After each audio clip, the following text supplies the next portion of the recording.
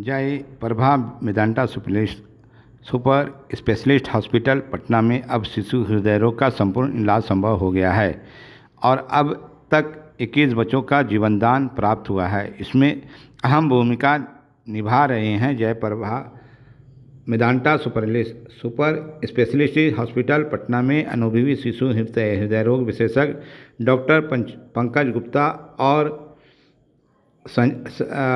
Doctor Sanjay Kumar. ज्ञात हो कि जन्म लेने वाले प्रत्येक 1000 बच्चों में से 8 में से किसी न किसी प्रकार का जन्मजात हृदय रोग होता है।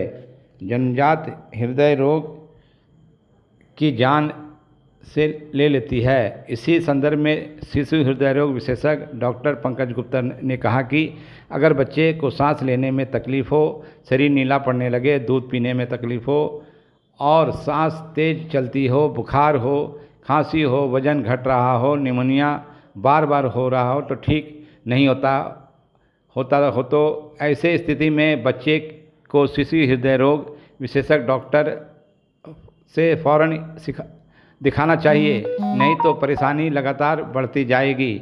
उन्होंने कहा कि एक समय था जब हृदय रोग से पीड़ित बच्चों का इलाज दिल्ली बम्बई जाकर परिजन कराया करते थे, लेकिन अब ऐसी मरीजों की जांच और इलाज की संपूर्ण व्यवस्था जय प्रभा मेदांता हॉस्पिटल पटना में उपलब्ध है। उन्होंने कहा कि अभी तक कई मरीज यहाँ के इलाज से संपूर्ण रूप से ठीक हो चुके हैं। इस बीमारी को लेकर लोगों में जागरूकता जगाने की ज़रूरत है ताकि वे समय से विशेषज्ञ डॉक्टर के पास पहुँचे और सटीक इलाज हो पाए। जय Prabha Medanta super specialist hospital Patna के मेडिकल डायरेक्टर डॉक्टर रविशंकर ने बताया कि सामाजिक जिम्मेदारी के तहत मेदांता फाउंडेशन, रोटरी क्लब और बिहार सरकार ने काफ़ी मदद की है और इनिशिएटिव किया है इसमें बच्चों के घाट के लिए। ये चीज़ बिहार में पहले बहुत ही कम संख्या में हो रहा था, जैसे IGIC या फिर वो भी लिमिटेड नंबर ऑफ उसमें हो रहे थे। तो ये जो हम लोग अभी मेदांता में as a team cardiac surgery, cardiac paediatric cardiology, cardiac anaesthetist है, वो डेडिकेटेड ये प्रोग्राम शुरू करके मैक्सिमम बच्चों को हम लोग बेनिफिट पहुंचाना चाहते हैं। क्या तो प्रॉब्लम क्या होता है बच्चों को शुरुआती, तो वो बच्चे आपके पास आएंगे? जो सबसे मुख्य कारण होता है, बच्चे उनको बार बार सर्दी खांसी बुखार लगना, सांस का तकलीफ होना, जोर सांस लेना। बच्चे छोटे बच्चे हैं तो वो माँ का दूध नहीं पी पाते हैं, छोड़ कर पीते हैं और उनको पसीना चलना शुरू हो जाता है।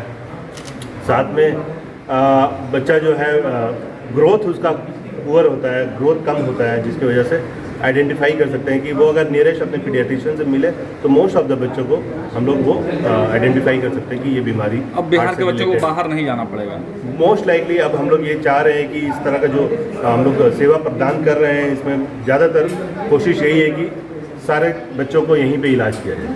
तो कोई डरने की बात नहीं होती है ना इस बीमारी में?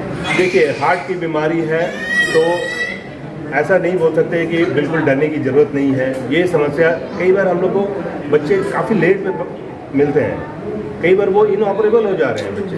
तो इन सब इसलिए हम लोग चाह रहे हैं कि उनको जल्दी से जल्दी आइडेंटिफाई करें और उनको इलाज मुहैया कराएं। आप लोगों से मिलने का एक ये भी कारण है कि आप लोग बीमारी के लिए तो 90% बीमारियां ऐसी हैं जिसमें बच्चा जो है हम लोगों की तरह एकदम नॉर्मल हो जाता है। अपंगता की बात ये अपंगता नहीं है बिल्कुल। उसके बाद मेडिसिन की जरूरत नहीं पड़ती। नहीं, कोई मेडिसिन की नहीं।